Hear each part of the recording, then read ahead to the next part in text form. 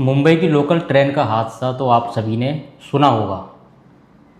सिर्फ दरवाज़ा खोलने और बंद करने के पीछे बहस इतनी बढ़ गई कि 22 साल के लड़के को अपनी जान देनी पड़ी। यानी कि जिस बंदे से उसकी बहस चल रही थी उसने उसको दरवाज़ा खोलने और बंद करने के पीछे चाकू से मार दिया, चाकू भोंककर उसकी हत्या कर दी।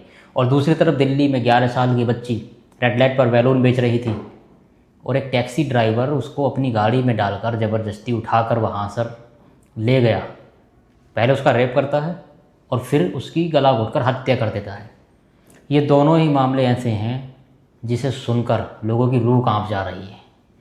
मुंबई में एक युवक जॉब करके अपने घर लौट रहा होता है। रास्ते में बारिश पड़ रही होती है। अपनी माँ से बोलता है मैं थोड़ी देर में पहुँचूँगा, बारिश हो रही है।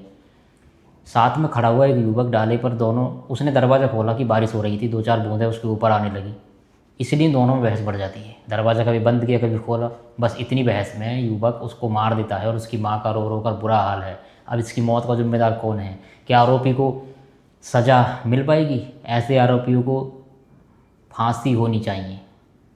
जब तक ये नियम बदला नहीं जाएगा तब तक मर्डर और रेप रुकने नहीं वाले। जैसे दिल्ली में 11 साल की लड़की टैक्सी ड्राइवर उठाकर ले जाता है, 2 बार उसके साथ रेप करता है और फिर गला घोंटकर उसको मार देता है और उसकी लाश फेंक देता है झाड़ियों में। लेकिन इस घटना की वारदात करते वक्त वो पकड़ा जाता है। पुलिस ने उसे हिरासत में ले लिया है और पुलिस ने हिरासत में मुंबई में कत्ल करने वाले युवक को भी ले लिया है। अब दोनों ही मामले ऐसे हैं जैसे सऊदी अरब में रेप करने वाले को फांसी की सज़ा होती है, कोई माफ़ी नहीं मिलती।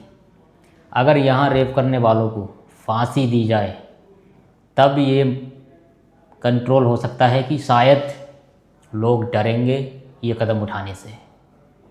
लोग इसलिए डरेंगे कि उन्हें पहले से अंदाज़ा हो जाएगा कि अगर हमने ये कदम उठाया और हम पकड़े ज़रूर जाएंगे और फिर फांसी ही होनी है, इसमें कोई भी बचने का रास्ता नहीं है। और आज के टाइम में क्या हो रहा है, रेप करने वालों को वकील मिल जाते हैं, मर्डर करने वालों को वकील मिल जाते हैं। किसी के घर का पूरा चिराग बुझ जाता है, वो किसी को नहीं दिखता है। किसी माँ बाप का सहारा छिन जाता है, वो किसी को नहीं दिखता है। जिस घर में कमाने वाला अकेला शख्स हो, अगर वो शख्स इतनी बेरहमी से मौत के घाट उतर जाए और माँ बाप का सहारा बिल्कुल छिन जाए, घर परिवार में कमाने वाला अकेला शख्स हो, तो उन माँ बाप पर क्या बीतेगी। अगर कत्ल करने वाले को फांसी भी मिल जाएगी लेकिन माँ बाप के दिल में फिर भी ठंडक नहीं पड़ेगी कि हमारे सामने हमारा बेटा नहीं है। वो उसकी फांसी के बाद भी अपने आप को शांत नहीं कर पाएंगे क्योंकि उनका बेटा उनकी आंखों के सामने अब कभी नहीं आएगा। तो ऐसे मामले ना जाने साल भर में कितने आ जाते हैं। वीडियो को आगे भी शेयर करें और चैनल को सब्सक्राइब ज़रूर कर लें।